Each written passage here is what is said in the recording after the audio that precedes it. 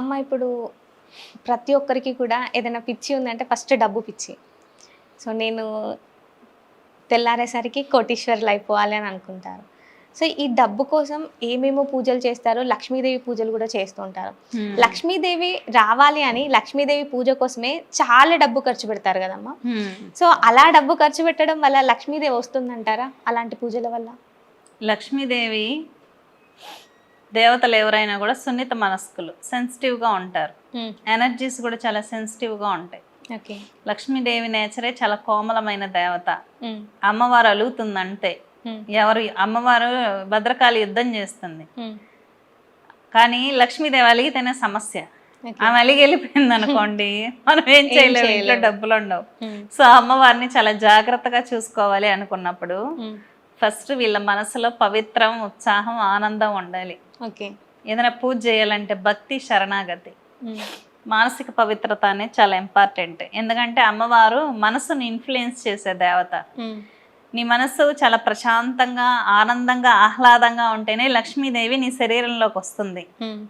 అదేంటి పూజ చేయిస్తే లక్ష్మీదేవి శరీరంలోకి రావటం ఏంటి అని మీరు అడగచ్చు.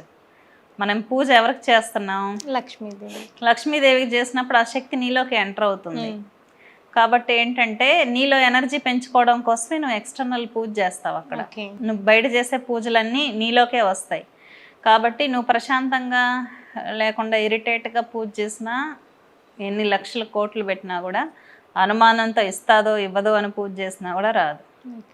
అమ్మవారు సంతృప్తిగా ఉండాలంటే వైఫ్ అండ్ హస్బెండ్, పిల్లలు, ఇంట్లో ఫ్యామిలీ అందరూ కలిసి కూర్చొని ఆహ్లాదంగా పూజ చేసుకోవాలి. సంతోషంగా ఉండాలి. తిట్టుకుంటా, గొడవలు పడతా చేసే పూజల వల్ల సక్సెస్ అవ్వదు. ముఖ్యంగా లక్ష్మీ పూజ చేయాలంటేనే మెటీరియల్ వరల్డ్ చాలా క్లీన్గా ఉండాలి. మెటీరియల్ వరల్డ్ క్లీన్గా ఉండాలి. తులసి గడప పూజ ఉండాలి, గో పూజ ఉండాలి, ఫస్ట్ ప్రశాంతంగా ఉండాలి ఇల్లు. అలా ఉన్నప్పుడే లక్ష్మీదేవి నిలబడుతుంది అన్నమాట. ఇప్పుడు మార్గశిర అమావాస్య నాడు కమలాత్మిక ఉద్భవించింది, అంటే తాంత్రిక మహాలక్ష్మి అన్నమాట. మార్వాడీస్ ఎక్కువ అమావాస్య రోజే పూజ చేస్తూ ఉంటారు కమలాత్మికకి. అందుకే బాగా వాళ్ళు ఏ వ్యాపారం చేసినా ఫుల్ కలిసి వస్తుంది అనమాట. కోట్లకు కోట్లు వచ్చి పడుతూ ఉంటుంది. ఎందుకంటే కమలాత్మికాదేవి అమావాస్య రోజు ఉద్భవించింది.